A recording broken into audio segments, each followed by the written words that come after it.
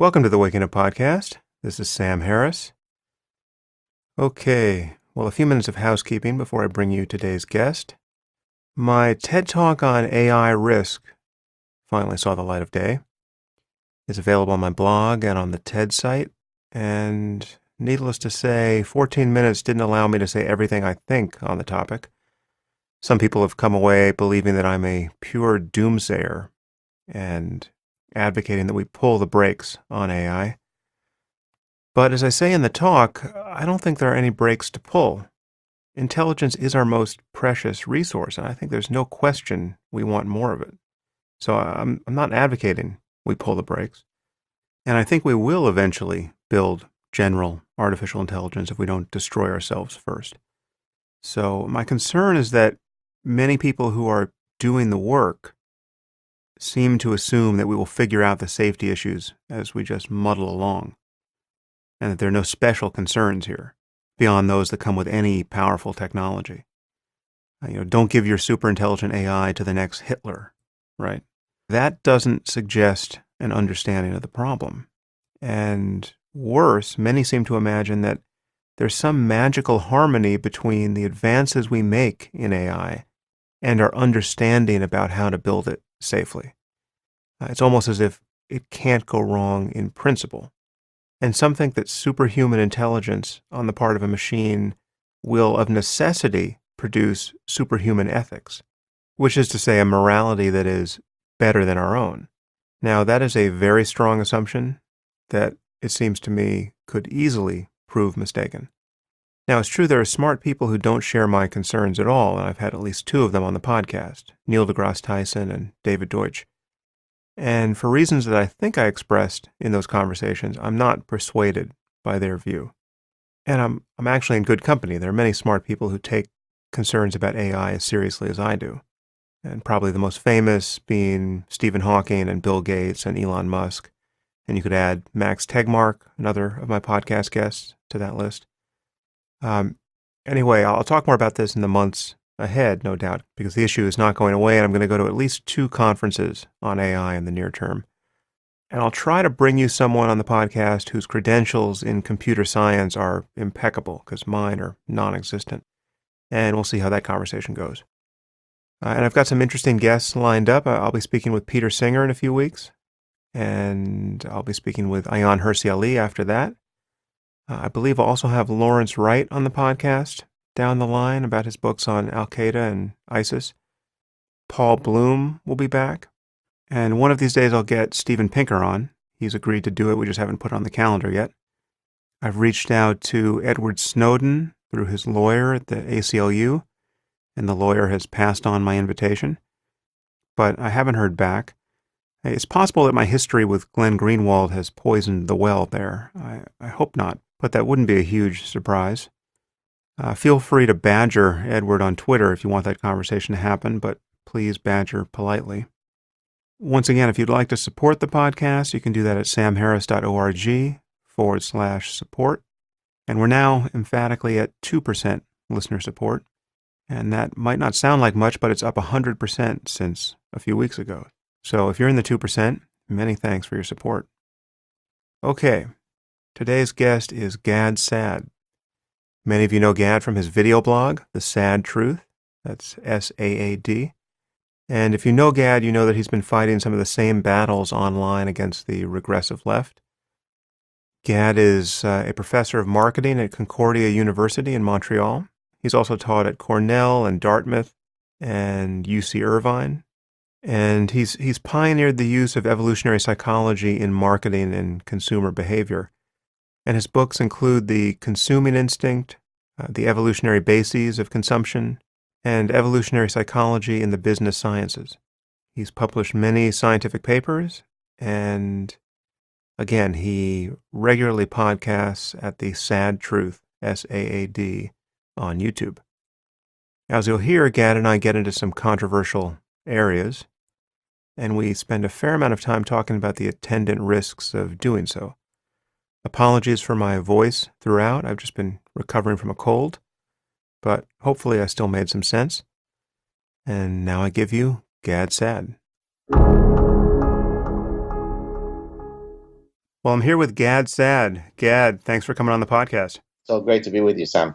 Obviously, we have many fans in common, and many people listening will know who you are. But for those who don't, just tell us something about your background and how do you describe what you do at this point? So I'm a professor.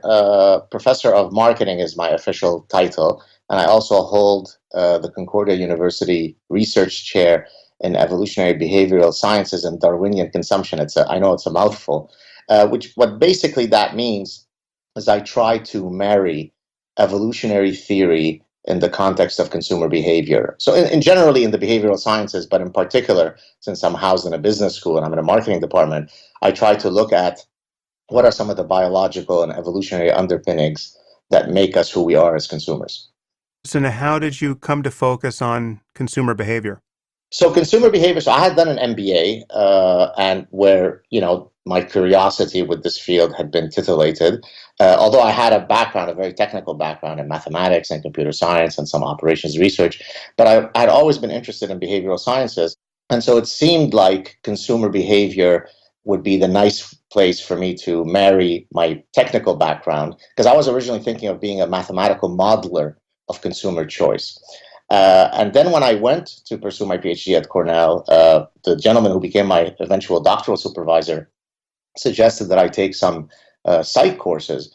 And in one of those courses, Advanced Social Psychology, halfway through the semester, the professor assigned a book called Homicide, which was written by two Canadian evolutionary psychologists, where they explain criminality from a biological and evolutionary perspective. And so that was the genesis of my interest in evolutionary psychology. And since I wanted to study consumer behavior, that's where I had the idea, okay, well, since no one has looked at the biological roots of consumer behavior, that's what I will focus on. For those who don't know, and they can discover your podcast on YouTube, on the Sad Truth, you are a very committed enemy of political correctness and moral relativism, postmodernism and identity politics, and all of these other intellectual and ethical trends that seem to be going in the wrong direction. But yet you are a professor at a university. Do you ever regret getting into this swamp and dealing with these issues? It's funny because you probably heard the term, of course, having skin in the game, right? It's difficult to have more skin in the game than somebody who is sort of in the cesspool of all of these ideas that you mentioned a few minutes ago, and yet try to, critique them from within. Look, the reality is, I think that my unique personhood is such that I sort of couldn't live with myself if I don't tackle wherever I see some enemies of truth or reason manifesting themselves. And so, in a sense, I can't be anything than what I am. So I regret in the sense that if I were a bit more of a careerist, if I were a bit more strategic in my thinking, then I might have taken a slightly different road. But I simply can't do it. I mean, I always try to be polite. I always try to be as kind as I can be, always have decorum, but I can't sit idly while, the humanities and some of the social sciences are being infected with movements that are genuinely grotesque to human reason. They're an affront to human decency, if I dare say. Mm. And so I speak out against it. And so, and that, if you like, shapes a lot of what I do. I mean, of course, when you are an academic, when you're a scientist, you're trying to pursue some area of truth or try to get closer to understanding some phenomenon. But I think that more academics need to be using their training to weigh in on topics outside of their very limited scope of sort of official training and expertise.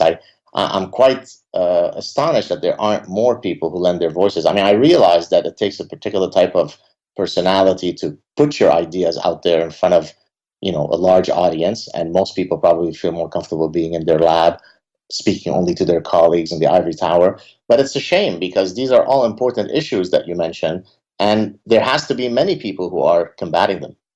Which of these issues, or which among the many things on the menu that people are inclined not to talk about, which do you think is the most radioactive? Do you have a sense Right. of what gets you into the most trouble at this point? So it depends if you mean in the general campus or in science. So let's do both.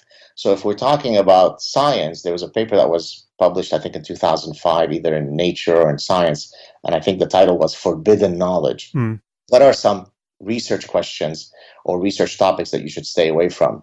And probably the top two ones that are, to use your term, the most radioactive would be racial differences, any research on racial differences, and then probably second would be sex differences. Hmm. So if and of course that's definitely where I come in, because a lot of the research that I do from an evolutionary perspective recognizes that human beings are sexually dimorphic by definition. I mean, that's how we define the species.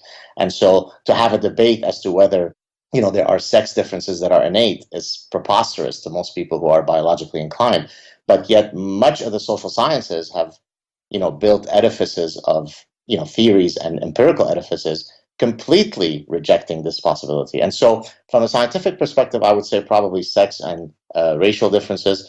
But in the general campus, anybody who attacks not so much postmodernism, but political correctness. So anybody who ruffles the feathers of the thought police is in trouble. So it could be if you attack affirmative action, if you're against it, well, that's wrongthink, and therefore you'll be into trouble. So I think there are two distinct things. There's the general discourse on campus, and then there is the specific scientific fields that are radioactive. Are there any topics that you have just decided you won't touch? Obviously, there are topics that don't interest you, or you think to touch them would just be, you would just have no motive to touch them, or they would, you'd have to have some negative motive in order to want to go there. But is there any topic that you think that is valid and should be productive to talk about, but it's just too damn hard to do it, so you just avoid it?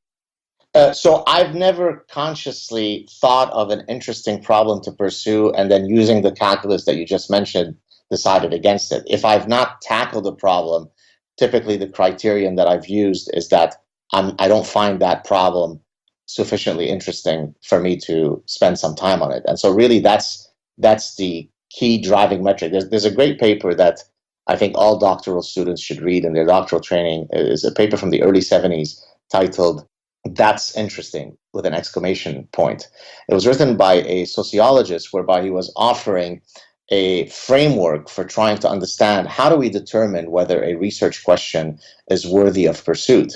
And oftentimes, one of the things that we forget is whether at the end of the journey, of your research journey, whether people would scream out in excitement, "That's interesting," right? And so really what drives me to a fault, I think, and I'll explain in a second why I say to a fault, is what I call cerebral hedonism. I just like to pursue intellectual landscapes for no other reason than because they're interesting. So if Sam Harris comes to me today and says, "Hey, there's this really interesting fMRI study that I'm thinking of working on, and I think your expertise would be great. And if you convince me that it's an interesting problem, I'm on board." Now, the reason why I think that that's a bit of a fault is because, as you may know, and I say this with regret, in academia, what's more promoted is for you to be very, very narrow and to go very deep. So if you study emotions, then spend the next 40 years studying emotions and fill in the blank, right? But don't foray into different lands. And I find that life is too short. I truly am somebody who's interdisciplinary, and so I just go wherever the spirit moves me, so to speak. Yeah, well, also reality is interdisciplinary. Right. We don't find actual boundaries on our intellectual landscape apart from those we erect based on just methodological concerns and bureaucratic concerns, and how, the fact that you have to physically go to one building to learn about medicine and another building to learn about biology on a university campus. But obviously the boundary between medicine and biology is non-existent once you look closely at it. Obviously, I'm very sympathetic with this appetite to go wherever your interest takes you. I guess I'm also sympathetic, and this is where these taboos, I think, creep in for even well-intentioned and not especially thin-skinned people. I'm sympathetic with the feeling that there are certain questions upon which any kind of significant interest suggests that there's something wrong with you, So, I'm not speaking about you personally, Gad. Right. So I see these people who seem extremely interested in, say, racial differences in intelligence. They want to study this. They're outraged that it's a no-go area for science. It's a completely legitimate question to pose biologically, but one wonders, what is the purpose of seeking that information, and what would you do with it if you had it? I can propose a possible criterion of relevance for the exact issue that you just mentioned. Hmm. So if you're an evolutionist, you study what are the selection pressures that would have resulted in the evolution of a wide range of traits, right? I mean, why is it that some people are darker skinned than others? Uh, and so, from a strictly theoretical perspective, one, and I'm glad you said that it's certainly a valid question to study. One could argue: are there selection pressures that have faced groups of individuals in our evolutionary history that would have resulted in the evolution of various, if you like, intelligence abilities at the group level. Now, the reason why that's, of course, very, very toxic is because it's one thing to argue, for the evolution of a morphological feature like your melanin level. It's another thing to say group A at the group level is somehow less creative or has lower IQ than group B. But from a strictly conceptual theoretical reason, it's perfectly reasonable to ask that question. And incidentally, that's exactly what Philip Rushton, who's probably the most known, he recently passed away a few years ago. So he's a guy who spent his career studying racial differences. And his argument was roughly what I just said, which is, look, it's an interesting question to study for reasons A, B, and C. I don't have a racist bone in my body, but I follow wherever the data takes me. And then, of course, people argued, no, there is no way that you could study this question if you didn't have ulterior motives. And so then they would concoct these associations. He got money from the Heritage Foundation Hmm. Institute, and they're a nefarious group, so he must be a neo-Nazi. And I don't know the answer. I don't truly know whether he was a racist or not. But at the conceptual level, there's no reason why that should be a taboo topic. I mean, do you agree? But you just see that of all the topics in the universe to spend weeks and months and years fixated on, it's easy to see how people who would fixate for the wrong reasons would be Right. interested there. And you can see them seize upon the data, such as they are, with glee. But the irony, of course, is that both sides of this issue are taboo. So, for instance, if you wanted to talk about a given community and why they may not be thriving to the degree that some other is, and you're going to ask the question, is there a genetic reason for this? Well, that's obviously taboo. Right. But what's left for you to consider at that point is a cultural reason for this. But to say that there's something wrong with a given culture is also taboo. So Right. you have just taken off the table the only two facets of reality that science can deal with. And so you can basically say nothing scientifically about differential degrees of thriving in various communities. And, that's obviously not a great situation to maintain for centuries in science.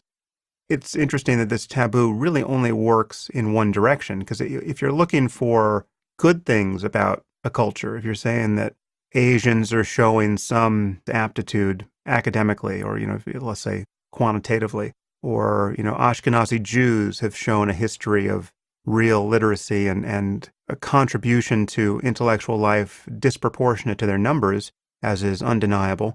To look into the biological or cultural basis of that, it may be taboo in some quarters, but it's certainly less taboo.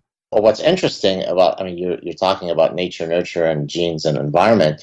I think on average, people would construe the genetic explanation as more taboo than the cultural one, if only because it is perceived, at times wrongly so, that it is more immutable, right? There's nothing supposedly that I can change about my genes, but culture, we can Hmm. change it. And I think that, and the reason why I say that that's incorrect, incidentally, is because much of who we are, as you know, is really an interaction between our genes and our environment. And so to sort of separate them as though genes can't be changed. I mean, genes are turned on or off as a function of environmental inputs, right? So people have a wrong idea of what's immutable or not. Hmm. But I think that point is really at the root of, I think, our common friend Steven Pinker. I mean, when he took on the blank slate, and I've taken it on my own in my own research. I mean, the blank slate is really appreciated within the social sciences precisely for the reason that we're mentioning right now, which is, it's nice to believe. It's a very hopeful message. It's nice to believe that no one starts off in life with anything other than, equal potentiality, right? And that it's only, the nefarious forces of our environment and socialization and so on that take us down the life trajectories that we go down. That's a nice message. So anybody can be Lionel Messi, anybody can be Einstein, anybody could be Michael Jordan. So I think a lot of the nonsense that's been spewed in the social sciences over the past 100 years is not because most social scientists are walking degenerates who don't understand anything about life. I think it comes from a good place, right? So, for example, the cultural relativists, you mentioned earlier, cultural and moral relativism. So that started with Franz Boas, the cultural anthropologist, who sort of was aware that having a biological explanation for things could have a downstream effect that's bad, right? And we know all the different reasons for that, right? And therefore, let's create a worldview that, while completely incorrect, is at least more hopeful. And that, to me, is an affront to the truth, and therefore I will attack it. Again, I'm a little torn on some of these issues because I do see some of them as just not being a direction worth going. I mean, actually, it's interesting because this is really not my bent at all intellectually. I just tend to go where the facts lead. But I'm sympathetic with the idea that certain types of research, certain facts, which can be as factual as any other, can be so reliably misunderstood or misappropriated that it's on some level knowledge not worth having. There's nothing to do about it necessarily, or if there is, that's not obvious, and the result could be reasonably expected to be bad or unproductive for society. And so I still think that the search for racial difference in specific areas like intelligence or, let's say, aggression, there's no doubt they exist. I mean, it would be a miracle if populations that show significant phenotypic differences by dint of their distinct evolutionary paths showed exactly the same level of traits for every trait we value. Right. I mean, there's just no way that's true, right? So if we could really get down in a fine-grained way to the details here and scale all these different populations on intelligence and empathy and aggression and everything else that is psychologically interesting to us, what then, right? And this does come back to what you said about a misunderstanding of just what it means for something to be genetically determined or to have its basis in biology. Because obviously, as you said, ideas modify the regulation of our genes. Experience does. The brain is not a closed system. The brain is in dialogue with the world. So the boundary between nature and nurture is not hard and fast. And if you look closely enough, it really doesn't exist. So when you're talking about the ways that are left open to you to use this knowledge, you're not talking about changing the genomes of people to improve them. At least you're not talking about that yet. And also, there's a misunderstanding that creeps in that the variance is likely to be significant enough that it would be rational to judge someone based on the population they come from. Let's say it's just a fact that Koreans are, on average, better at math than white Americans. I'm just making this up, but let's say something like that's true. Sure. And you introduce me to a random Korean and a random Caucasian. It would not be rational for me to think I knew anything about their mathematical ability based on their racial characteristics. But no one's going to follow that, really. And people are just going to make these blanket judgments about populations based on the facts we find. Right. And incidentally, by the way, what you just mentioned, I mean, yes, you took the most toxic of the topics, racial differences, but almost verbatim, what you just said has been used to cast a negative light on anybody who does sex differences research, right?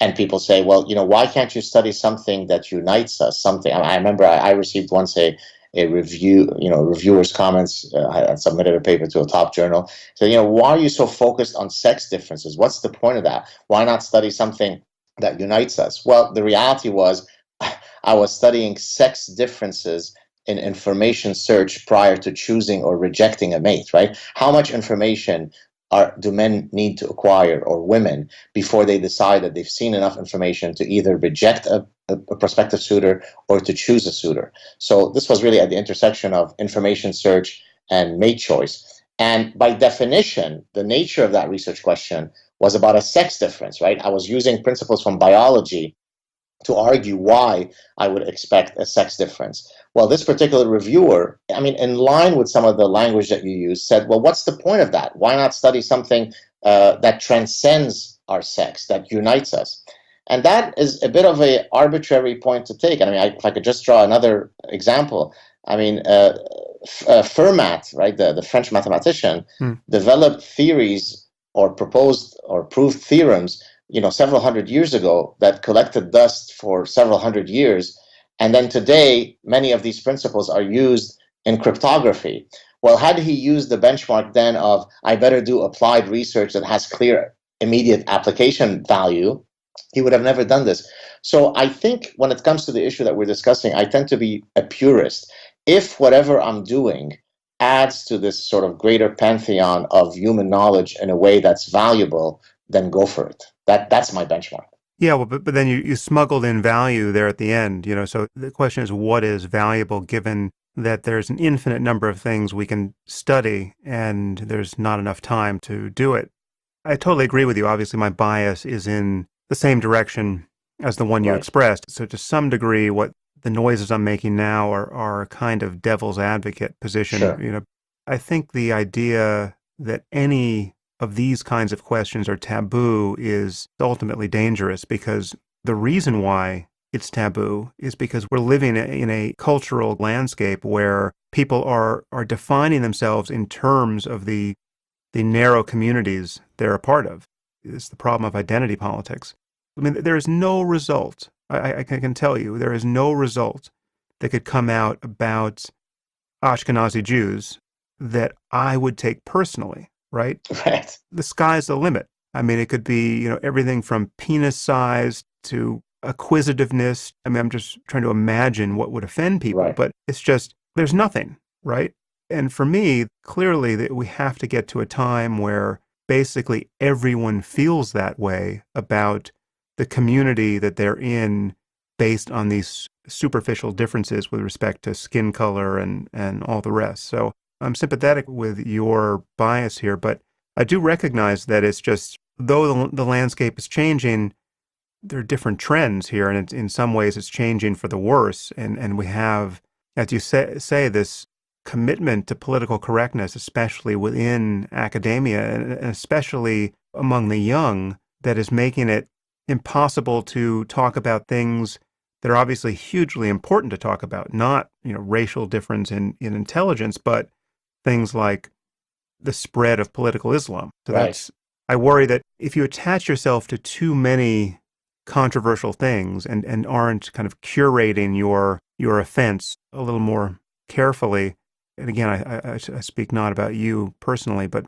all of us, you sort of wear out your welcome. So that's the reason why I haven't gotten the offer from Stanford. Otherwise, there's no rational reason why it hasn't come yet. Right. And that's an obvious problem that people have to consider, is what happens to your career when you touch any of these topics. When you think about someone like Charles Murray, right? Who I don't know. I've met him once briefly. And, this is the bell curve guy, right? Yeah, so he wrote The Bell Curve with his colleague, who I think has passed away, and that was a hugely controversial book, obviously, and honestly, I never even read it, right? And I haven't read the chapter. I think it was just one chapter that was the epicenter of the controversy. And I don't, frankly, know whether what's in there justifies any of the opprobrium that has been heaped upon him. But there's no question that his life has been affected by this. I'm sure everyone who collaborates with him or introduces him as a speaker has to, on some level, apologize in advance for his history of controversy. And some of it might be totally unwarranted. Again, I don't know. But whenever I have looked into one of these scandals, like Larry Summers at Harvard, He was speculating about a different degree of variance in male and female populations with respect to math ability. And his remarks, they're just as plain vanilla speculation as you could imagine. And yet he was, hurled out of Harvard for it. In any case, that's the landscape in which we are being asked to function. And I think you do have to sort of pick your battles, although I seem to pick so many of them that it's kind of strange coming from me. But luckily for you, you're outside of academia. So in a sense, it affords you a bit more leeway, right? You're not in the viper's den, so to speak, right? Yeah, but obviously I still want to be taken seriously and given a fair hearing when I decide to open my mouth. And I have certainly paid the price for having touched so many of these topics. And even this conversation we're having now will be readily spun against me. And what happens is you wind up building all these friction points where you have to start a conversation dealing with the thing that someone heard about you that in fact is not true. And again, I see that I am contaminated by this with respect to other people. So, I see, someone says, oh, you got to have Stefan Molyneux on your podcast, right? And so I take a look at what he's been saying and what's being said about him, and I think, I don't have the time to figure out whether this guy is really a racist crackpot. And to some degree, everyone is dealing with this problem, and certainly they're dealing with this problem with respect to people like ourselves. Well, I mean, your point is one that I have had to deal with in my own choice of whom to invite on my show. And as you were trying to come up with some of these names and you came up with Stefan, I could mention a few from my own show. Tommy Robinson, Robert Spencer, Anne-Marie Waters, and a whole bunch of other guys, all of whom, I mean, really are, probably in the circle of sort of, you're an Islamophobe land, they probably score, much higher than you. And I was, very, very minimally concerned about, exactly the issue that you mentioned. And then again, my personhood kicked in, which said, no, I will not be silenced. I will give these guys a fair hearing. And I'm here to report that you can't imagine how many people wrote to me, Sam, saying, I had been, hoodwinked into thinking that Tommy, Robinson is he's basically Mengele, from the Nazi party, right? Yeah. And then I heard him speak on your show, and he struck me as very, very reasonable and very measured. I mean, he's not the most eloquent guy in the world, if I may say, but he's certainly bright. He's measured,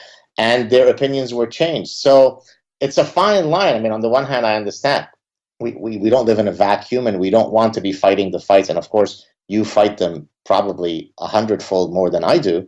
But on the other hand, if we succumb to that mob pressure, then they're basically dictating whom we can speak to, correct? Have you ever interviewed someone who you regret interviewing for reasons of along these lines, that you didn't actually appreciate who they were, and they managed to fool you and pass for reasonable, but then you discovered something heinous about them and now you feel sullied? Yeah, right. So I have to be a bit diplomatic, which is not easy for me. There is one gentleman that I interviewed who I think it would be pretty fair to say he is an Islam apologist on steroids. But I was very calm and very measured. So I don't have any stories similar to your, what do you call it? The greatest podcast ever? Oh, the best podcast ever, yeah. Right. So I don't have a story like that. Now, I do have a gentleman who's coming on next week who used to be, I hope I'm not misspeaking, but I think he used to be a terrorist. And then eventually he reformed, and now he advises, the Canadian security services about, quote, radical Islam. And I think that may potentially be a difficult conversation, although it won't be on my end. But I sort of noticed he put out a couple of tweets where he started accusing me of, so is this what I should expect? You're an anti-Muslim bigot type of guy. And then I wrote him privately and I said, look, if this is the kind of discourse that we're going to end up having, then it's not really very fruitful. If you think that simply questioning you on some issue of Islam is going to have this appellation thrown at me, then it's a useless conversation. And he said, no, okay, brother, no problem, we're good. So I don't know. So I haven't had any that remotely match your level of craziness on your podcast. But hey, the future is long. You never know. Although that craziness is of a different sort. So what I'm picturing here is talking to someone who you really should challenge on specific points because they have said crazy, divisive, irrational things in the past, but they're just not saying them on your show. So so you get them there, and it turns out this person's a grand dragon in the KKK, but you don't know that, and you're talking about racial differences in IQ or something in a good-natured academic way, and you don't realize that this person's interest in this topic is just the tip of the iceberg, Right. and the iceberg is horrendous. I think that's a situation one could be in. I mean, obviously, I think that you could have an potentially interesting conversation with anyone. I would, I'd be willing to go into a prison and talk to a serial killer. Right. Because I think that would be a fascinating conversation. There are many questions I would want to ask someone who has killed Sure. many people, but at least in that situation, I would understand who I was talking to. And what I worry about with many of the people you name, someone like Robert Spencer, he comes so fully stigmatized that unless you've paid enough attention to the kinds of battles he's fought to be confident that you know that all of that opprobrium is unwarranted, well, then you don't actually know who you're talking to. And well, one of the ways that I handled specifically the Robert Spencer case is as people started writing to me saying, "Hey, why are you speaking to this Nazi?" and so on. I said, "Look, the comments section on my YouTube channel is open. Why don't you share some manifestations of some nefariously racist, horrible things that he's done, and then at least I could be educated." Guess what? I didn't see it. So I think that's one of the ways by which you could, I think, take their concerns seriously, right? I mean, you're exhibiting that you're open to having the opinion that they'd like you to have of him. You're open to that possibility, but the onus is on you to share that information. So I won't accept that he's simply a vile Nazi Islamophobe at face value and then not bring him on. And I've had this even with guys who are less toxic, right? People said, why are you speaking to Paul Joseph Watson on the Alex Jones network? Alex Jones is this kind of bombastic guy. Do you know who that is? I know Alex Jones. I don't know Paul Joseph Watson. Yeah, right. And the reality is that, to me, I was very pragmatic about it.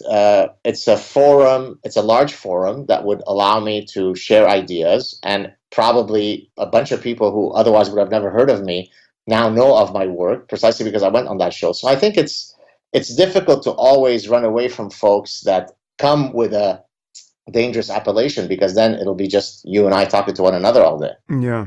Although, from my perspective, maybe speaking to you is going to get a lot of hate on me now. You never know. So let's get into these controversial waters with respect to Islam, because obviously you and I have both spent a lot of time here, and we agree. I think we agree largely. I think there are probably some interesting points of disagreement, though, but we certainly agree that the reflexive denial that the unique problems we're seeing in the Muslim world have anything to do with religious doctrine, that denial that we see everywhere is a real cause for concern, and it's intellectually and ethically unjustifiable. And you and I both spend a lot of time convincing people that there really is a connection between the way people behave and what they believe, and they're telling us what they believe, and we should believe them in most cases. So it's, jihadism is not merely political. It's amazing that that's still a controversial point. I think we probably do have some different intuitions on certain points. So tell me a little bit. I think you and I once had dinner, and you were talking about how living in Montreal gave you a somewhat different picture on questions of immigration and whether Islam was amenable to reform in the way that someone like Maajid Nawaz suggests. And so give me your picture of what's going on. Incidentally, when you mentioned earlier a conversation that would have been difficult to be had, I tried to have that conversation with Maajid. I reached out to him because I disagreed with some of his prescriptions, and he blew me away because apparently the final inerrant word had been written in a book that you had done with him. So that would be a manifestation in my eyes of someone who wasn't willing to engage in a discussion. Notwithstanding the fact that I had started my clip by saying that I applaud his work and this is the type of guy that we should be supporting, but there were specific details that I disagree with him. But that said, so to go to your Montreal question, look, the reality is that, and you've said this a million times in very large forums, we have to differentiate between, of course, individuals and between the ideology. Just let's say it for the 1 millionth time. So individual Muslims might be lovely, but what happens to a society when it becomes more Islamized? That, if you'd like, is a question that we all have to ask. And there are really actually, Gad, before you get into that, which is sure exactly where I want you to go, you might just tell listeners who aren't aware of it that you have a background that gives you sure. that kind of a life experience here that right, sure. many of us don't have. Yeah, no, that's a great point. So I was born in Lebanon. I grew up in Lebanon, and so my mother tongue is Arabic. We're Arabic in a multiplicity of ways, and some of the music that we listen to and the foods. And if you saw us, you wouldn't know that we are anything but Arabic. The only asterisk is that we're Lebanese Jews.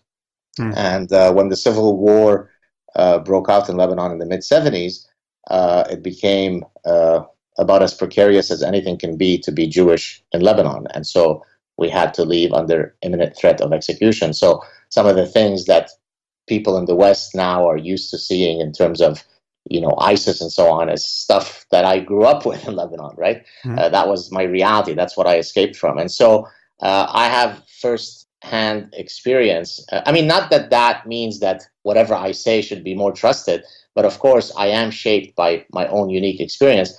And my own unique experience says that at any point, something could be dormant and then it comes alive. And when it comes alive, look out, right? Because people will point to, but didn't you have an otherwise peaceful existence in Lebanon before that point? Well, yes and no. I mean, we were tolerated, right? To be tolerated in the context of the Middle East is very different than to be equal, right? You're tolerated, it means that we're not going around decapitating you. Well, that to me is not the best benchmark of being an equal citizen under the law, right? So there were institutionalized laws that did not permit Jews to do certain things, even in the most progressive of Middle Eastern countries, Lebanon, right? My brother, who was the Lebanese judo champion, I think 3 years running, had to leave Lebanon before the civil war because there were threats on him that he could no longer compete in judo because it wasn't good for a Jew to constantly win the title. So these realities are things that we faced every day, even pre-war. So that's really the background that I come from. My parents were subsequently, after we emigrated to Canada, and you may or may not know this, I'm not sure if we had discussed it in our last get-together, but my parents kept going back to Lebanon after we emigrated to Canada. And in 1980, they were kidnapped by Fatah. And some really nasty things happened, but luckily we were able to get them out. So, I have, in the same way that some of the other people who are in this space have personal history with this reality, I mean, I have it all, right? I mean, I've lived it. I've escaped it. For about 20 or 25 years after we escaped Lebanon, I used to have a recurring nightmare where, they're coming to kill us and I have a gun that either malfunctions or I run out of ammunition. So this is real, right? This is part of my, if you'd like, my memory DNA. So that's my background, and it shapes what I'm now seeing in Montreal, which is that Montreal is becoming increasingly Islamized. So if we compare, the number of people that we would see in Islamic garb in Montreal, 12, 13, 14 years ago to today, I mean, it's just breathtaking. Now, does that mean that we've turned into Yemen? Of course not. But we can sort of guess what the trajectory is. With more Islam, is there more peace? Is there more tolerance? Is there more freedom of speech or less? I mean, it's a very simple calculus, right? In the same way that at the end of every day, we can determine whether that day I've put on weight, nothing has changed in my weight, or I've lost weight. We could ask the very same question. When Islam becomes majority in a particular society, is it for the better? And by better, I mean by all the tenets that we hold dear in the West.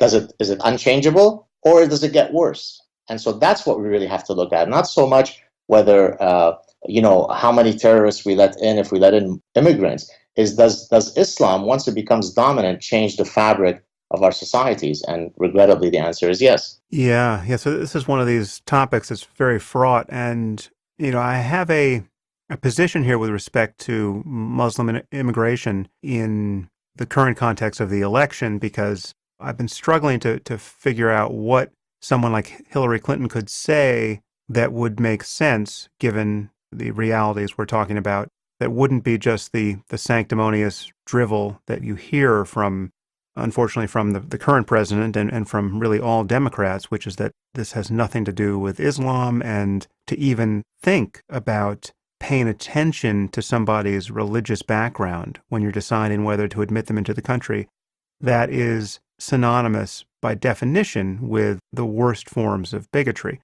So, as listeners to this podcast know, I'm not a fan of Donald Trump's, and yet if you catch him in the midst of a single sentence or something that purports to be a sentence, you will hear a more honest note struck here. It'll be something like, listen, this is coming from one religion, it's Islam, and we know this and we can't lie about it. And therefore, the fact that someone has a Muslim background tells us something about the possibility of, one, that they're jihadist, and two, that they harbor opinions. Now I'm starting to speak in a way that Trump wouldn't, but that they may in fact harbor opinions that are deeply inimical to everything we value culturally, free speech and the rights of women and the rights of gays and all the rest. And so it is just a fact that if you're going to let in 100,000 Muslims from a country like Syria, even with the best of intentions and even with some process of screening, you will let in some percentage of that 100,000. And you know what that percentage is, by the way, Sam? Do you want to take a guess what that number is? Well, when this all turns on how good your screening is, right? So if with no screening, then you're sampling the whole society. But one hopes that there's some process of vetting here that weeds out people who are obviously Salafists or obviously sympathetic with ISIS or all the rest. So Douglas Murray was talking about this on the podcast, some probably a year ago now, when the migrant crisis was really kicking off.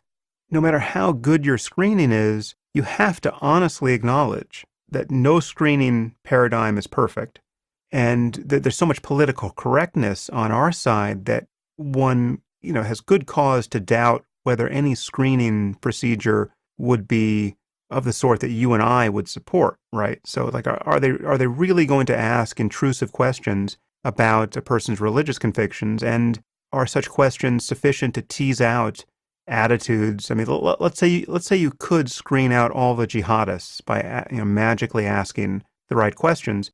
Are you going to be committed to screening out people who really, down to the soles of their feet, despise freedom of speech, right? People who, it would take 10 years for them to figure out that they want to live in a society where cartoonists can draw the profit, right? Because right now they think that those people should be hurled from rooftops. The numbers of people who believe that in the Muslim world is far in excess of anyone who would say they support ISIS or even jihadism. And so that's the situation you're left with. To let in great numbers of Muslims is different than letting in great numbers of Christians, even from the same societies, or Yazidis from Iraq, because of specific facts about the doctrine. And this is what is refreshing about the juggernaut of narcissism and delusion that is Donald Trump. Most people are in denial about this reality, and it's something we just have to honestly talk about. Now I say all this believing that the prescription of not letting in Muslims or not letting in anyone who could be Muslim from any of these societies is not workable and in fact not wise, for the reason that many sanctimonious liberals espouse, but obviously they espouse it in the context of not actually acknowledging the nature of the problem. I mean, the buffer against Muslim extremism and the only prospect for reform in the Muslim world is Muslim moderation on some level. So it's got to be, at minimum, it's the ex-Muslims, right? It's someone like, Sarah Haider, right? Right. Who 10,000 Sarah Haders given huge platforms.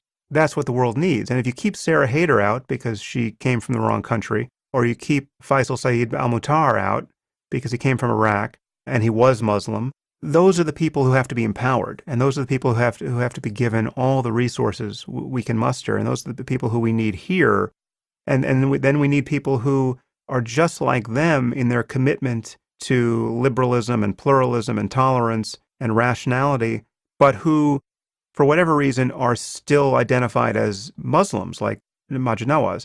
You need people like that at the mosque in Montreal or New York or Houston or Los Angeles. And those are the people who are our early warning system against, and really our immune system against the spread of, quote, Islamic extremism. So if we just followed the Trumpian line of saying, okay, no more Muslims, I don't see how we have taken the step to empower the reformers. So, look, I completely agree that somewhere between Trump's prescription of no more entry of Muslims and the open door policy of the ostrich brigade lies the sweet spot. The problem is, or it may be a problem or not, or we may or may not disagree, is where that point is.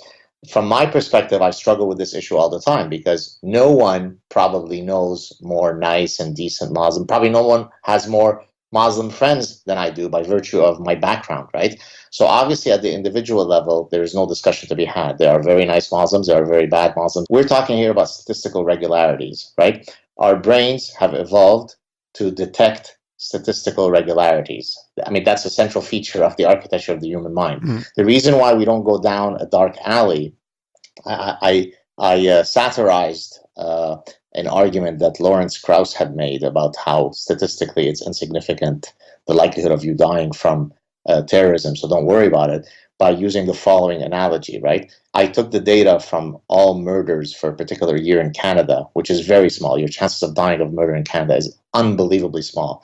If you look at the number of murders in Canada that were committed in dark alley, which is a subset of that, it's astonishingly smaller. Yet most of us, when faced with the choice of walking in a public street or in a dark alley, we refuse to walk down that dark alley. And so then, of course, I satirize it as, we're being dark alley-ophobic, right? The reality is that it's a numbers game. And the reality is if you let in 100,000 people from those countries where, many, many surveys show that the rate of genocidal anti-Semitism is, 95%, 98%, 99%. So that's a really small minority of 99% of people, right? Now, if I, as a Jew, say, you know what, I'm not really comfortable with 95% of 100,000 new people coming in who I know hate me and my children, is that a rational position for me to take? Now, if you keep those values at the door the minute that you come in, if there is a magic way by which we could decontaminate you from that hatred, then come in, my brother. I don't care if you're brown or white or blue or Muslim or not. But to the extent that we don't have that magic machine, then the numbers that we let in has to be such that it doesn't have any capacity to irrevocably change the character of our society, right? When you're letting in 1 million people to Germany, it doesn't take much of a demographer by looking at the differences in fertility rates to say, look, I can predict that in 40 years, you guys are going to have trouble. Why? Well, because when Islam becomes in the majority, chances are you don't get John Lennon singing Imagine while holding hands with the Jews. We know that. We've got 1,400 years of history of that.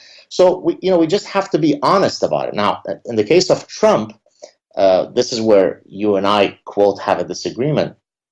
I agree with everything that you say about Trump. I mean, I loved your analogy about him being a balloon that goes in different directions. What was that? Can you remind us what that analogy was? A picture of his mind, or at least the way I see his mind, is if you hold up a balloon without tying off the end and release it and just watch it fly chaotically around the room, that's how I view the quality of his mind and attention.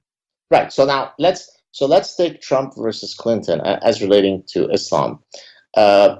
there are different decision rules that we can use in making a choice. So, for example, we could take all of their attributes that define them, and then we choose that candidate who scores higher on the greater number of attributes. And then maybe if we use that decision rule, well, then Clinton wins.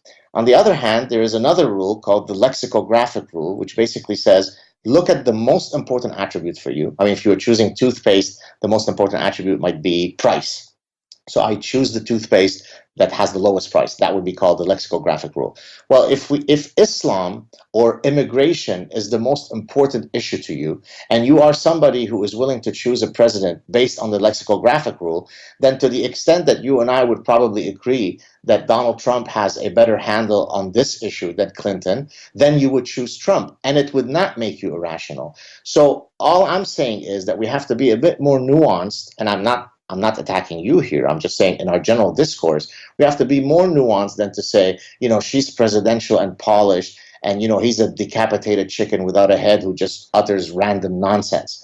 The truth lies somewhere in between. In my case, I know for a fact, and I hope I'm not being presumptuous, that irrespective of whether Trump or Hillary Clinton come in, at the end of 4 years, very little is going to change in terms of the economy and all the other things. The sky is still going to be the same color, so to speak, and the sun is still going to rise in the same way. But if we have a person who is going to go down Angela Merkel's policies and has promised to bring in 500,000 new immigrants from that region, I know that downstream there will be irrevocable changes that will have an effect on our societies. And I'm not American, right? So people can listen to my position and know that I don't have a dog in this fight. I don't care. I'm not voting. But I know what happens when Islam becomes dominant, notwithstanding that most Muslims are perfectly lovely. So therefore, I look at the issue that I think matters most to my children and yours, and I say, which of these two candidates scores better on that? And then maybe I'll go with the one who scores better, and that's it. What do you think of that logic? Yeah, well, I wish our situation was that rosy, but I just think given the nature of Trump's mind and given the kinds of things he has said, you just can't be a single issue voter with respect to this election, because, I mean, he has said sufficiently crazy and world destabilizing things that if taken seriously and they were uttered earnestly, they suddenly pose bigger problems than Islam, arguably. So for him to say that maybe we want to default on our national debt or basically renegotiate it like it's a failing casino, you're talking about destroying America's standing in the world and maybe kicking off a global recession. It's insanity. And global warming being a Chinese hoax, and the kinds of things that come out of his mouth are enormously important and just so ill-considered as to be, I can't believe that we're in the situation of, where his proximity to power is something we're actually having to contemplate and respond to. The only thing standing between him and more responsibility than any person has arguably had in human history is the deeply flawed candidate of Hillary Clinton. It's a terrible situation. I agree with you that it's a huge issue. I don't know that it's the most important issue given just the other things in play. We've got nuclear-armed Russia actively hacking our election. We got one candidate celebrating it. There's so many things going on that have nothing to do with Islam that are huge.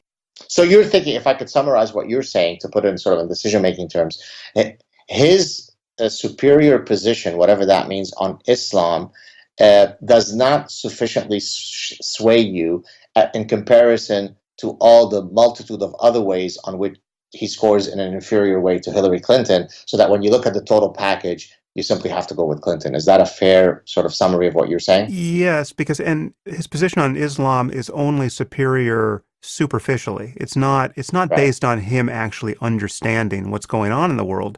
He clearly doesn't. He quite famously mistook the Quds Force for the Kurds.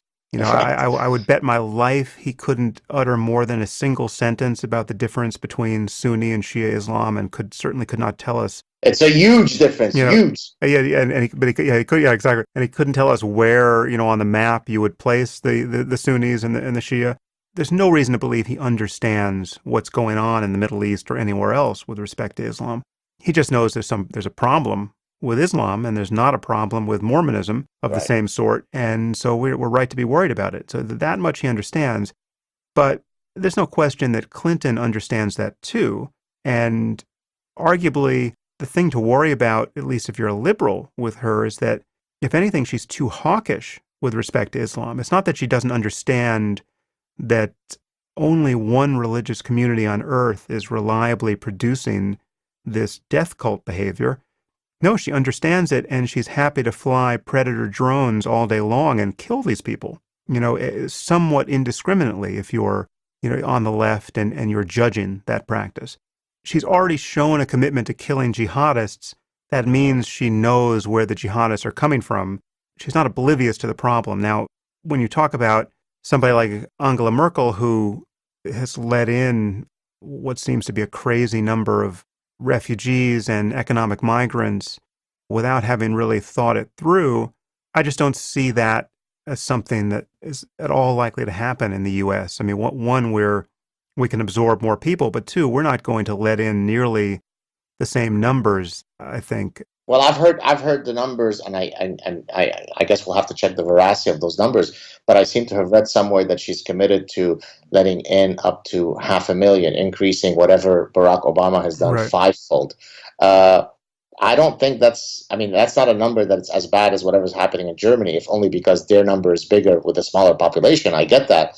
But 500,000, I mean, if you're seeing the number of increased daily terror acts that are attacks that are happening in the US now, can we just say that statistically speaking, by letting in 500,000, that number will increase? However much it will increase by, we don't know, but it will increase. So then why play that game, right? From a very cold, perhaps callous perspective, why is it that we have to assume that cost? I mean, I'll give you a very small personal example.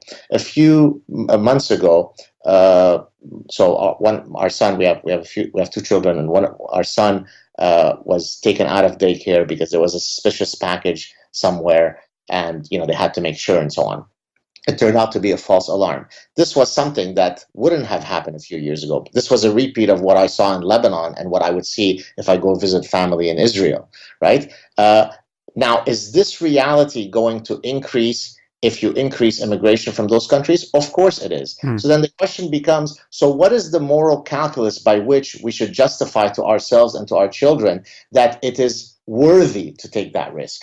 And I'm not sure if I could come up with it. I mean, can you? So yeah, actually, I do have an answer to that. You can consider it from two sides. So the one side is I am very in touch with the likelihood, in fact, the certainty that many of the people we would be letting in are people, one, we don't have to worry about, and two, just as an ethical obligation. The more we could learn about them, the more we would want to let them in. Right. So it's just, our hearts would break for the actual details of their story. I mean, forget about the Muslims for a second. You just have Christians and Yazidis and others who have been victimized in the starkest possible way by sheer bad luck. They had the bad luck to be born into these societies, and they're escaping ISIS, and we should let them in. Sorry, before you go on, excuse me for interjecting. Then why is it that out of I don't know what the exact number is, out of let's say 100 people that are let in, less than 1% from the Middle East are not Muslim, are Yazidi and the Maronites and the Greek Orthodox and so on? Isn't that the numbers that we hear quoted from the people that are being let in from Obama? In other words, the current entry policy is not the one that you're suggesting. It's not that the Yazidis are getting preferential treatment to be let in. It is still the case that 99% of the people who are being let in are precisely belonging to, are co-religionists of the ones that are truly trying to escape are not being let in. So what's the logic there? I'd heard that, but I'd heard that from sources that I don't feel that I can trust. So do you have good information on that? Because I would be interested to hear it. I mean, I could look up to see where I got it, so I can't vouch for its veracity, but those are the numbers that I had seen. But certainly it's worth checking the veracity. But anyways, sorry for interrupting. Okay, so in my view, that would be a total mistake, both morally and politically. I don't know what the percentages are, but let's say 10% of Syria is non-Muslim, and we should be letting in at least 10% Right. non-Muslims, and probably much more, because these are arguably the people who have an extra reason to fear persecution and to be escaping, legitimate problems, will be Christian or Yazidi or probably 15 Jews who got That's out at the right. last minute. So yeah, that would be a mistake, and obviously a religious test for entry would make a lot of sense, in the sense that to find out that someone is Christian, coming from one of these societies, is to learn a lot about the likelihood that they will become a jihadist spontaneously 5 years from now, once they're, driving a cab in New York and, not having such a good time, right? If they're actually Christian, the likelihood is vanishingly small. So that's relevant information, and the fact that it's taboo to even talk this way is a real problem. But I'm just aware of the fact that when you look at someone like, again, people who you've interviewed and people who I consider friends and colleagues, like Faisal or Sarah, or I don't actually recall if Sarah immigrated from anywhere. I don't think she did. Or was she born in the States? She's of Pakistani descent. I can't remember. If she came to the States, she certainly came when she was very young. So anyway, but you can imagine someone just like her, right, with all of her potential to do good in the world, and her level of commitment to rationality and all the values that we want to defend. And that person is just languishing in a refugee camp in Jordan, say. Right. That's the most important person in the world, from my point of view. Given perfect information, that's the first person on my list to bring into the country. So that's one side of it. The other side is we routinely make decisions for which the actual price, the undeniable price, is the loss of innocent human life. So my go-to example here is always the speed limit, right? So if we were asked, do you want to reduce the speed limit in your society to save the maximum number of innocent human lives, what kind of monster would you have to be not to want to do that? So what would that actually entail? So, the speed limit, let's say, is 65 miles an hour on your highways. If you reduce that by half, you're going to save, a net 10,000 lives in the U.S.? I mean, something like that's got to be true. I mean, certainly it would be thousands. Or you could go further. It could just be 5 miles an hour, Right. and then you just wouldn't be able to commute anywhere, really, realistically, and society would have to proceed along different lines. Well, when you actually look at why people don't want to reduce the speed limit, I mean, the reasons aren't even the good reasons of, well, listen, the economic cost of doing this would then also tally in losses of life, right? You would just be destroying so much human wealth. You would just need only calculate the mortality points you earn doing that. Forget about that. People just like to drive fast. It's just fun. Right. So if you gave people a choice, listen, you got a new car, I understand you love it, but we're now going to put a governor on it so that you cannot speed. So we're not even going to reduce the speed limit. We're just going to ensure that no one can drive over it. People will recoil from that because they want the freedom to break the law. Right. They have a nice new car. They want to be able to drive 75 miles an hour, even though there's no place they ever go where that's the speed limit, or 85 miles an hour, or whatever it is. And so there are these frivolous attachments we have that we know translate into spilled blood on the pavement. I mean, literally, this is true, right? So what should the price be for texting while driving, right? There are people who still can't figure out that they shouldn't be texting or reading their email while driving their cars. And some number of these people, it's just a matter of statistical fact, some number of these people are going to be driving over other people's children in a crosswalk today, right? It probably exceeds drunk driving as a reason for needless human death and injury on our roads at this point. So what should we do to people who are caught texting while driving? Well, we could get very draconian about this and change the behavior and save a lot of lives really quickly. Actually, we could take these people and just drop them into ISIS-held territory in Syria and not let them emigrate, right? Right. We could put them in the refugee camp. And we could put this on television, right? We could have a pay-per-view special where you take, The 30 people, no matter who they are, who were caught texting while driving in Beverly Hills today, and just airlift them to Syria and say, okay, you guys, Could one of those people be Ben Affleck? he might do very well over there. The claims of death and suffering are fungible here, and we can sort of move these pieces around and then decide, which lives we want to save. And so I don't view the lives lost to terrorism as fundamentally different from the lives lost to car accidents and anything else. Obviously, if it happens to your kid, it's the worst thing that's ever happened. And it doesn't really matter that it was an IED or somebody driving a minivan. So that's kind of a two-part answer to your question. I think we do make decisions all the time that we know are going to put lives in jeopardy, and there's just, the risks are such and the numbers are such that we accept the burden of these decisions. I mean, I'm willing to accept the sort of cost-benefit trade-off, if I can summarize what you just said in this way, in the succinct way. The problem, I think, is that the cost-benefit analysis that you've mentioned, at least if I understood it correctly, is relevant at any particular temporal point. At time t equal x, let's let your calculus be operative. The problem, though, with when we're talking about Islam, is you have to take a longer view of this issue. And that is, it's not just how many people will die in the next year or today versus how many people like Sarah Hayder will be saved and Faisal, who are lovely people. The question is, if the demographic realities are altered in a society as a function of greater incursion of Islam, what happens downstream to that society?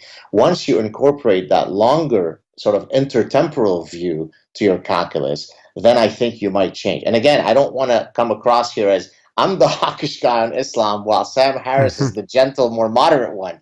But what I'm basically saying is that, look, I'm all for having a very ethical and moral program for letting people in, whether they're Muslim or not. I don't care. But it has to be taken with two fundamental ideas. Number one, the people that we let in, we are entitled to say, what do they bring us as benefits? In other words, you're not obligated to become friends with people that you otherwise don't share many values, right? In your personal life, you do make a decision. I'd like to be friends with people who hold these beliefs, and I don't want to be friends with people who hold these other beliefs. By the same token, at the aggregate level, a society is allowed to say, I only wish to allow entry to those who exactly are willing to abide, support, enforce the ethos of the West. And if you hold views and values, irrespective of who you are, if tomorrow there's a new religion called purple that is antithetical to those views, then I don't have a moral obligation to let you in, because you are going to wreak havoc to my society. Maybe tomorrow, maybe in 100 years, but it will happen. And we have tons of data to support that narrative. So why not speak openly, honestly about it? Donald Trump is wrong. He's extremist in his views. And every ostrich liberal idiot is wrong. Somewhere in the middle is where the truth lies. And I think you and I think we both try to find that sweet spot, correct? Yeah, I think we agree about certainly the structure of the right answer. Right. I think, if you and I were doing the vetting, I think we would probably agree about each individual case too. And I'll tell you how if I can interject again, there's a game that I satirize, but frankly, the satire is very accurate. It's called 6 Degrees of Kill the Jew. And the game works as follows, and it comes from my personal experience. Do you really need 6 degrees? Very good. I'm trying to be charitable here, Sam. So basically, the way the game works is Ahmed comes to the room. I say hello to him. How many exchanges does it take before we converge, especially since I speak Arabic and therefore he certainly doesn't know that I'm Jewish, before we both converge on let's go kill the Jews, right? And the reality is this is how it typically goes. Hi, Ahmed. How are you? Fine. Let's kill the Jews, right?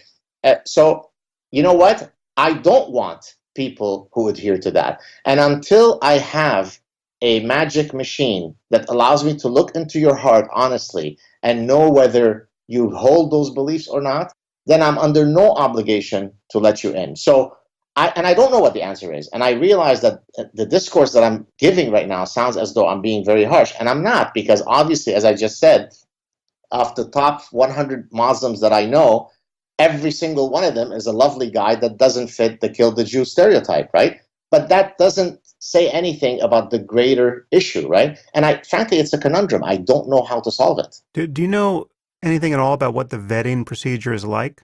I don't. The only thing I can say, I mean, in Canada, I think it was Ali Rizvi, whom we both know well. Yeah. I think he had said, I hope I'm not misattributing this story to him, but I think it was him who said that when he came to Canada, I think it was something like a 12 to 18 months, vetting, like the whole process took that long. So let's take that number, let's take the smaller end of that number, it's 12 months. So how could it be that under pre-Justin Trudeau, if it took 12 months to clear Ali Rizvi, what is the new magical vetting process that has allowed us to bring in 25 to 50,000 Syrians and vet them in a astonishingly quicker manner than that which Ali Rizvi faced, right? So, I mean, without knowing anything about the details, some shortcuts must be happening, no? Yeah, and again, one can only imagine that the role played here by political correctness in greasing the wheels has got to be a dangerous one. Given the kinds of conversations I've had with people who are close to the levers of power, I have no confidence that people are disposed to ask the sorts of questions that we would wish they would. And certainly the idea that no one on the side of the vetters could unabashedly say, well, we are really looking for Yazidis and Christians first because this solves so many of our problems. I mean, because one, we know we're not going to take in everybody. There's just no way we can do it. So if our quota is 500,000 and we know we have 100,000 Yazidis who are struggling to come in, well, let's just take those straight away. That would be a taboo thing to do. Right. Or it certainly seems based on what people have said on this topic. And that's just madness from my point of view, that you would tie one of your hands behind your back in the vetting process and not take advantage of what the population statistics are handing you, right? Which is we have these communities which we know by definition don't pose any of the problems, or at least the most grave problems we're worried about. And one could expect would be doubly grateful for having gotten out of the hellhole of sectarianism that you just now rescued them from. But it would be fascinating to actually talk to somebody who does this, who's actually there in the room and who could tell us the kinds of questions that get asked, the kinds of documentation people have. I mean, I can't imagine how you can ever be truly confident that you understand who someone is, apart from discovering something like, oh, they happen to be a Christian. It's easy to see you would catch some number of people expressing the kinds of sympathies that you would think would link up with many other things that you would find dangerous. But if someone's committed to just deceiving you, if it's true that ISIS is sending people who are committed jihadists and they're coming into the migration crisis with the conscious intention of gaming the system so as to wage jihad in the West, it's hard to see how you would catch such a person. But see, again, I think that maybe one of the differences between your discourse right now and the way I view the problem, and here I'm going to appear maybe more hawkish than you, is that I really think that the catching the jihadists is a small part of the bigger problem. I do agree with you about that. Okay, yeah. So, but I think that most people, even those who would agree with much of what you and I say, don't take that additional leap.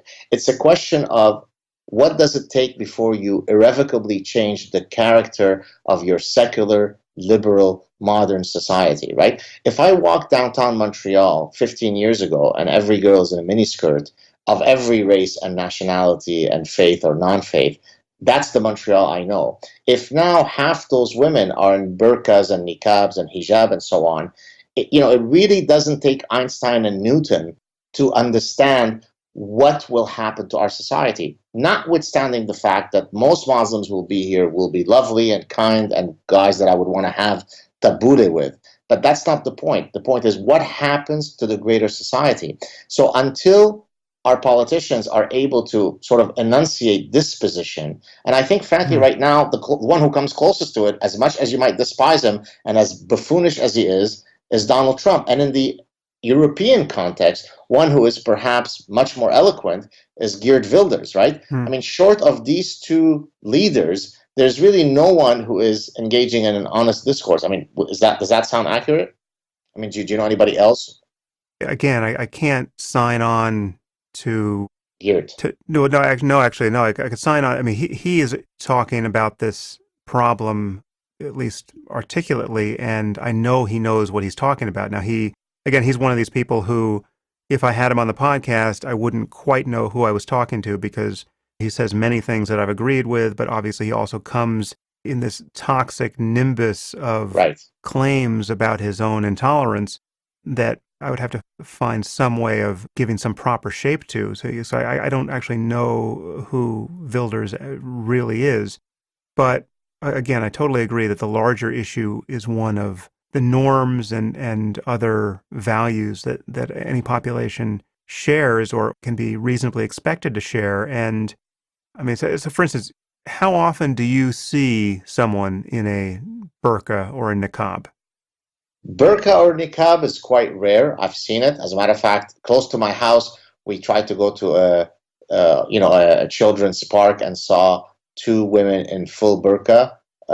My daughter got out, felt a bit scared. We got back into the car and left. So it's happened a few times, not too often. But I guess if you expand your question to in Islamic garb, which is various versions of at least some version of a hijab or chador or this or that, then I mean, I could walk out of my house, and out of the first 20 women I see, 8 are wearing Islamic garb. Okay. I mean, I just made up that number. I don't know exactly. I haven't actually done that number. But I mean, what I'm saying is there are places in Montreal where it has now become the norm to see women in one form of veil or another. Whereas up to 13 years ago, I had seen one woman from 1975 when we emigrated to Canada to 2003 when I returned from California when I was at UC Irvine. I had seen one woman in my entire life wearing a hijab. Well, from 2003 till today, I can't tell you how many there are. It's endless. It's innumerable. And so the question then becomes, does that alter the fabric of the society? Well, of course it does. I mean, right? Tomorrow there'll be public requests for public prayers. The next day it'll be, right? I mean, Islam doesn't just sit quietly and it's a private expression of one's faith. It always seeks to go into the public sphere. Now, that doesn't mean that every Muslim does this, but it certainly is that Islam, as a set of ideas, doesn't sit quietly in the privacy of one's conscience. And so I know for a fact that tomorrow there'll be somebody at school who'll say, hey, I need to take a break because I need to go and pray.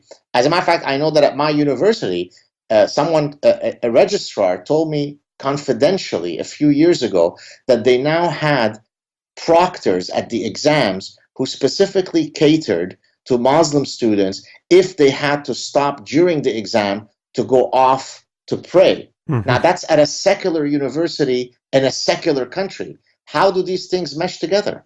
I completely agree that you open the door to all of these changes, which, because they are anchored to a deep religious bamboozlement, and not all bamboozlements are the same, open your society to all kinds of changes in values that you don't want. And I think the commitment to secularism and to specific values like freedom of speech has to be defended at really any cost. The line in the sand that has to be drawn is we don't give in to threats toward newspaper editors who publish cartoons. And the fact that we have, in the West, caved in on those points, we reliably fail to defend secularism and freedom of speech when they're put under challenge.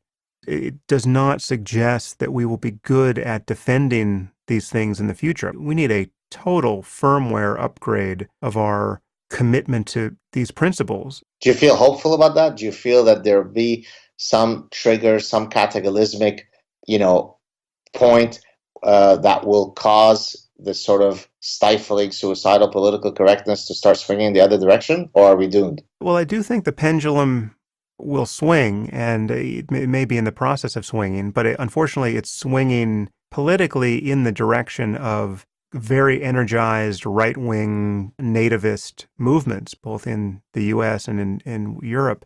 That, I think, is counterproductive. I mean, that will set us up for another pendulum swing. But Right. So what's really needed here are people who are obviously tolerant and cosmopolitan and committed to all the right things. You mean of the faith, of the Islamic faith? No, but I mean, even people like ourselves here. I mean, just Right. people who obviously are not bigots, right? Who can Right. honestly say, I love the music, I love the buildings, I love the food. I've got friends who from all these cultures. I want a cosmopolitan society, but I can talk honestly about the consequences of belief systems and different norms, and not all cultures represent equivalent software packages to be running on your brain when it comes time to collaborate peacefully with strangers in a pluralistic civil society. And one of the things you have on your hard drive is a total commitment to the veracity of everything in the Quran, and a commitment to defending that claim against all critics with violence if necessary, well, then we've got no place for you in our society. And Right. so, I mean, there is a deal breaker within the Islamic worldview, which just has to be spelled out, and Muslims have to be encouraged, cajoled, enticed, and, when push comes to shove, coerced into reforming that, indigestible bit of nonsense, which is giving us, Islamism and jihadism and a commitment to all of these obviously destabilizing and divisive principles. So I'm glad you mentioned the word reform, because I think that's one of the issues where, given your work with Maajid, where we might disagree. See, I think that this piecemeal attempt that Maajid is trying with, let's take this particular hadith and let's look at it in this way, and let's do the mental gymnastics that gets us the Olympic gold medal for mental gymnastics to reinterpret what that means, that's going to ultimately fail. Because those types of reform attempts, it's not as though he's the first to have thought of that. There's a history of that going back, a millennium, right? The question, if you're truly going to do something in the, landscape of reform, it has to be a cataclysmic reformation. You quote discover a new revelation. I'm being slightly facetious, but I mean the point will still hold. You have to discover a new revelation that abrogates all the passages that are violent. So in the same way that you took the abrogation from being peaceful to now the violent ones are relevant, right? The Meccan versus Medinan dichotomy. Now you come up with a single new revelation that with one swoop of the brush gets rid. But this little minutia, right? I mean, in Arabic, a letter is haraf, right? You cannot change a single haraf. You cannot reinterpret a single haraf in the Quran. So one could argue, doctrinally speaking, that which he is attempting is complete nonsense, right? I mean, now we can debate and we can do the mental gymnastics, but the reality is it's not as though others haven't attempted that. So there has to be a much quicker way. And I mean, you're the one who actually has said, look, these people are holding very dangerous views with 21st century weapons. So we don't have the luxury to sit around and go through the authenticated hadith and the non-authenticated hadith and sort through them and decide which letter we're going to reinterpret. That's what I call the holy 3M of apologia: misunderstood, misinterpreted, mistranslated. Rather, if you're truly going to do reform, if you're not going to follow Sarah Haider's prescription, which is jump from Islam to non-belief, if you think that people have to sort of do it in gradation, then frankly, I don't think that this piecemeal, line-by-line code of reformation is going to work. Do you agree at all with that, or do you think I'm misguided? Well, I just don't see an alternative. I don't see a new revelation being in the cards. And I mean, that wouldn't be accepted by anyone. It's hard to see, how it could ever be theologically credible. So what I view Maajid's task as being is finding some theologically defensible place to stand where you can get a truly strong commitment to secularism. And one place he's found it, which is really doesn't entail buying any of the hermeneutics. So you can be agnostic or uninterested with respect to any specific hair splitting of the texts, Right. but you just have to admit that because there's this radical plurality of views within Islam, and there's no pope who can reconcile these disagreements, certainly not in the Sunni world. Pluralism demands secularism. There's just no other way to play this game because no one can win. There's not even a theological basis to claim unless you're going to go, all the way with Abu Bakr al-Baghdadi and say, I'm the caliph. There's no way to claim that your view of the matter supersedes anyone else's. So you're left with this pluralism, and then it is just one small self-preserving step to secularism there. It's like, how do you want to organize society when we can't agree about the ultimate nature of God and his edicts? Well, we'll just keep all of that out of public policy, and you can be privately crazy as a Salafi if you want to. Now, of course, that's an unstable situation because the kinds of things that truly doctrinaire Muslims believe is that all of this is so important that you can't keep it out of public policy, because what you're doing when you keep it out of public policy is you're allowing people to go straight to hellfire for eternity, right? And you're allowing them to corrupt your children. And this ambient level of sinning going on around you in society is intolerable given the requisite beliefs. That's why beliefs matter, and that's why it's important to criticize bad ones in the end, because beliefs inevitably show up. What you really believe when the stakes are high inevitably shows up in your behavior and in the kinds of laws you want to see written. And that is the legitimate fear you've expressed, that when you bring in vast numbers of generic Muslims into your otherwise pluralistic society, you are, just by dint of numbers, bringing in people who are very likely committed to something that is quite a bit more indigestible than even your run-of-the-mill fundamentalist Christian or Mormon is going to be committed to. And that's something that a lot of people are spending a lot of time lying to themselves about that, but it is just true. But I just see Maajid as someone who is taking great risks to try to articulate a reformist starting point. And I think I've said this before in the podcast, one of the most depressing things that I've encountered since collaborating with him has been bearing witness to the evidence of how unpopular he is and that position is in the, quote, moderate Muslim community. Just his collaboration with me, just having a conversation with an atheist from the point of view of, normal Muslims. We're not talking about Salafists. We're talking about just the sorts of people, he has to interact with. That is more controversial than his talking to a jihadist. And so, the fact that is even possible to say shows you how far we are from getting to anything like normal. And when I see how he's disparaged as a neocon nutcase from their point of view, it is very scary. And it's precisely why I'm arguing that it's not going to ultimately work. But here's another possibility. I'm curious to get your reaction to it, and I should start by prefacing it in terms of I'm not sure how I feel about this, but I recently had a conversation with Andrew McCarthy, who was, I think, the lead federal prosecutor on the original 9/11 case, the 1993 one with the blind sheikh and so on. And of course, he's a lawyer, and he of course understands, the constitutional law.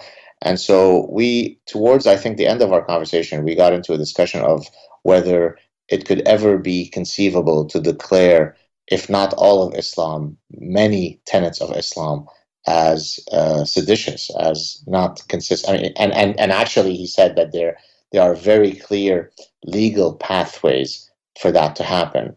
So, well, first, I guess the question is, have you ever heard of this particular argument? And if so, what are your views on it?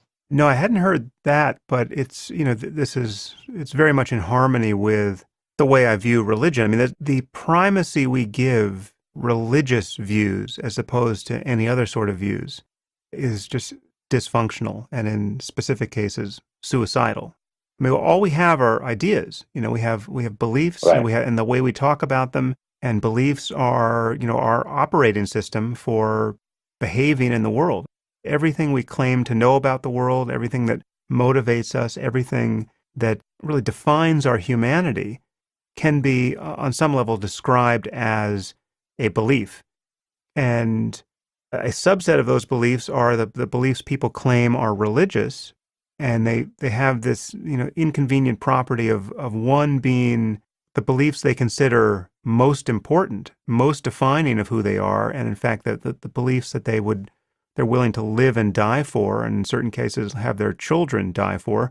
And two, these are the beliefs that we are most squeamish about criticizing and holding people accountable for the logical and behavioral consequences of. So yes, if someone says, I've got this religious belief that causes me to want to follow all of these manifestly treasonous principles in my life, well, yeah, then let's just be honest about the fact that particular religious belief is an engine of treason, and let's treat it the way we would treat any other idea that was leading people to commit treason. So, yeah, I think if you could break the taboo around going after religious ideas as opposed to any other sort of idea, well, then I think that would be a great development.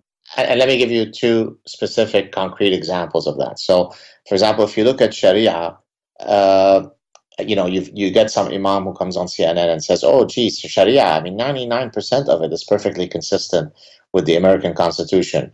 It's difficult to imagine what worldview a CNN moderator can allow such a ridiculous... to say that the earth is flat is less wrong than what this imam said. It is almost impossible to come up with a legal code that is more antithetical to the American Constitution. So let me give you just one example. Crimes in Sharia, the punishment for crimes are specifically dependent on the identity, typically the religion, of the perpetrator and the victim. Yeah. Boom, there goes the American Constitution, right? So you wish to adhere to Sharia, you are in violation of the most fundamental tenet of American Constitution, you're gone, it's illegal, number one. And it shouldn't take huge discussions. That's number one. Number two, Geert Wilders is currently on trial again in the Netherlands. He was on trial a few years ago for pronouncing something that was veridically true, and the magistrate said that even though something is true, if it incites antipathy towards a group, then you shouldn't be allowed to say it. So the truth is illegal if it hurts somebody's feelings. That's literally the legal position that they were on. So recently, he's now on trial because he asked his constituents, the guys whom he represents. He's a politician, as you know. He might be the prime minister of the Netherlands at some point. He asked them, look, do you want more Moroccans in the Netherlands or less? That question was perceived to be racist and likely to incite hate towards Moroccans. Well, if you are putting this politician on trial in the Netherlands for having uttered that sentence because it's hateful, then I will open up for you the seerah of Muhammad, and I will open up for you the hadith, and I will open up for you the Quran, and I will find hate speech in there that is of an order of infinite magnitude greater in its hate speech. So if that's the case, if we're going to have hate speech laws, then I know where to look for it and what to render illegal. So I actually think there is a strategic way by which we could attack the ideology while keeping the individual completely integral. And that hopefully can help us navigate through the problem of not being bigoted to individuals, but being very frontal against the ideology. I think that's probably the only way forward. Yeah, except in this case, I'm against making hate speech or any other kind of speech illegal. So I think that's counterproductive. Then you open the door to blasphemy laws and all the rest. But so even if it incites violence, even if the hate speech has immediate downstream effects towards violence towards a group? Well, the border there is kind of fuzzy. I forget how it's legally defined in the U.S. I think we probably have the balance right most of the time. But I think, you should be able to be pretty provocative and hateful and still be protected by the First Amendment, in my view, because I actually agree with you. Yeah, the appropriate response is having your reputation destroyed, no one comes to your business, people don't want to marry you. And if you can find your own group of hateful lunatics to socialize with, well, then that's just the price we pay for tolerating unpopular opinions. So, for instance, Holocaust denial laws in Western Europe, I think, are ridiculous. You should be able to deny the Holocaust. You just... I've argued the exact same thing. I'm glad we're on the same page here. Yeah. And I think Geert Wilders, if I'm not mistaken, he thinks the Quran should be banned. Well, I think because his argument is that the Quran is actually a recipe book for inciting violence to war, and then he could name the specific group. So I think that's his argument. He's not just sort of speaking in the hypothetical that let's ban it because we don't like that book. It's because it incites violence. Right. But I would agree, certainly, given the nature of recent history, you could make that argument. But banning Mein Kampf in Germany also, I think, was counterproductive. I think it's just not... The way to go after ideas is to go after the ideas, and you create this kind of perverse, forbidden fruit, false martyr syndrome happening. Once you ban these specific tracks or make it illegal to say certain things or have certain kinds of conversations, you push these things underground. Now they become framed by another set of delusional ideas, which is justified here, is that we are now being victimized by the unbelievers or the people who aren't pure enough or who don't have enough white pride or whatever it is, and our prophecies are being borne out. It's like what happened to the Branch Davidians, the cult that died in Waco. David Koresh. David Koresh, yeah. Yeah, it's like if you become insular enough and you amass enough of an armory, and you talk long enough about how the government's going to come in and try to take all your guns and you're going to have some last stand. Well, there's a kind of self-fulfilling prophecy to these manias. And I think the solvent that we should generally rely on is just more conversation, more light being shined on bad ideas and their consequences. So passing laws against ideas, I think, is in general the wrong move. And this goes to also something like the burqa or the niqab. I think it's, and here I'm a little torn because I know people are being forced to wear these things. And when you think of girls being forced to wear a veil by their crazy parents, then you want to figure out how to stop that. But I actually, then if your position is that no, let's not intrude on their right to, quote, choose, I actually think that my right to be able to read your facial features, since that's an evolved quality in my communication system, supersedes your right to be in a tent. And if you want to be in a tent, then you don't belong here, because I want to be. When I walked to that not schoolyard, the play park, and there were two, I'm guessing women, but they could have been anybody, right? I can't tell who they are, who were in black, and we all froze. And I come from that land, and my daughter got scared, and we got back into that car. Then my rights lost there, and therefore, no, I don't think that we should allow that expression, especially when we do know that it is actually seldom. I don't think many sane women, when not forced in one way or another. Force, by the way, of course, doesn't have to be, I'm going to behead you if you don't wear a burqa. Force could be that this is the norm within our system, and you better abide to it, or else you'll be ostracized, right? So that is force also. Well, no, I don't want that in my streets. Well, I certainly agree. I think the line drawn at the face, it makes sense. It's just there are other cases. So, like, then what do you do with someone who's wearing a Halloween mask in the park, right? Should that be illegal? I mean, if the law is you have to have your face exposed in public, that seems unenforceable too. I mean, but I can understand that on private property, you shouldn't be able to walk into a McDonald's wearing a Halloween mask. They should be able to kick you out for wearing it if you won't remove it. But as a general matter, it just seems like if you're going to say that no one can cover their face, I mean, that's how you have to do it. Because all of these things can be defined and redefined in ways where suddenly it's religious garb, and suddenly it's not, but it's actually the same thing. So, well, that's precisely, by the way, why. To go back to the legal point I made earlier, the states that are trying to pass, effectively, they are anti-Sharia laws. they've now reworded it to say no foreign laws, precisely because they wanted to make it appear as though they're not targeting any particular religion or any particular ideology, but rather it has to be integral to domestic law and no intrusion of foreign law, when we all know that it's really about Sharia. So Yeah. what you're arguing is something similar. You're saying, look, you ultimately have to express the law in a way that doesn't make it seem as though you're targeting a particular group, and I guess I could sign off on that. Yeah, I think with the burqa and the niqab in particular, I mean, I definitely do think veiling the face is an important variable there, just socially and as a matter of the woman's experience, as certainly if she's being forced to do this.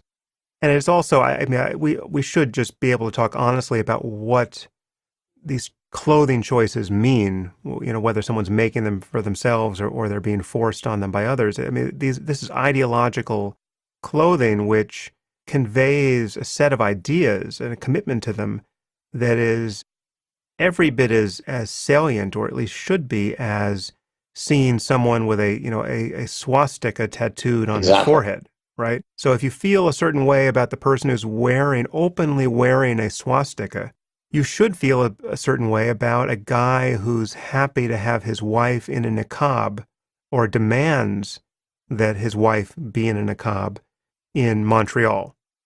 It's not crazy to think you know a lot about a person who decides to live that way, just in the same way it's not crazy to think that you know a lot about what someone wearing a swastika believes about the Jews, say, or about black people, if he's a white skinhead. Well, I've made a very similar point on my last appearance on the Dave Rubin's show, where I said, look, I used to live in an area in Montreal that was full of very ultra orthodox Hasidic people, and so you'd see all these Hasidic guys wearing all kinds of garb, and as I'm driving on the street, on the streets with my wife, I oftentimes kind of look at them and say, "What? They just look ridiculous." I mean, 21st century, it's 40 degrees Celsius in the Northeast, it's hot, it's ridiculous that they're dressed this way.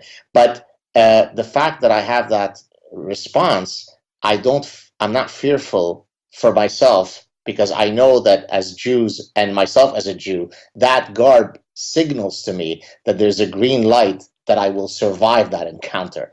But the person who is expressing similar religiosity, but a different religion, then I could come to the conclusion that if they wear the burqa or the niqab, they're likely to probably not hold the most laudable of views towards the Jews, right? Again, it's a statistical game. I can't be sure that every single one who wears the burqa, but I could certainly make that statistical leap. And it seems incredible to me that that point is a controversial one, right? I mean, you would think that that's how our brains have evolved to calculate frequencies, right? This is why when we see the shadow of a big animal, we run away, even though once in a while it's a false positive and it turns out to only be an ostrich, no pun intended, right? So the fact that I come to the conclusion when I see a woman in burqa that all the men that are associated with her are likely to hold views that are not going to be friendly to gays and Jews doesn't make one a bigot. It makes one someone who has a brain who can calculate statistical regularities, no? And another word for that is profiling. This is Yes. to talk about controversies that one may or may not regret having seized a hold of. Profiling, in my view, is just the dirty word for Right. acknowledging and being cognizant of those statistical regularities that relate to various threats. Is your feeling that is of all the stuff that you've written, is that the one that got you the most blowback? The stuff that gets me blowback, like the game theoretic concern about having a jihadist regime armed with long-range nuclear weapons and how that's not a recipe for a sustainable Cold War. Sam Harris wants to nuke the Middle East, that one? I mean, that stuff has gotten me demonized more than any other, but that is just a frank misunderstanding of what I wrote. I Exactly. mean, my views about profiling, I think someone can understand them and still, based on an unwillingness to actually think clearly about the problem, want to demonize me as a bigot on the basis of those Right. views. But the people who are demonizing me for my secular jihad against the entire Muslim world, by wanting to commit a genocide with nuclear weapons, that's just people are lying about what I actually wrote in The End of Faith. But there's a very strong sense that we have to be blind to all of these differences. And that to say, as Donald Trump has said, that we need to focus on Islam. Obviously, there's a problem here. I don't know what it is, but there's a problem here, and we should pull the brakes until we figure it out. I mean, that's basically what he said. Right. And again, I think he is a dangerous buffoon who I am doing far more than many of my fans want to try to keep out of the Oval Office, because people find it obnoxious for me to be expressing specific political opinions here. But he's clearly right insofar as that sentence goes. Right? There's something about Islam that we have to figure out, and that's profiling. And Right. It is for the person on the left who doesn't want to think clearly about the world of this moment, that is just as obnoxious and intolerable as saying that black people are inferior to white people. Right. Or, Right. just fill in your clearly bigoted, racist trope, and to not see the difference there, and to not see the reasonableness of acknowledging that there's a reason why we're not having this conversation about Mormonism right now. The Mormons are not blowing themselves up.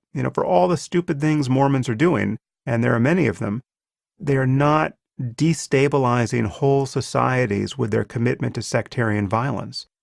So, in any case, I think you and I totally agree on that topic, and we've approached the 2-hour mark, and Oh, yes. we're kind of at the end of human energy, whether it's ours or our listeners. But it's really been a pleasure to talk to you, Gad. Oh, likewise. That was great. Look forward to the next one. Yeah. Keep it up, and in closing here, tell people where they can find you online.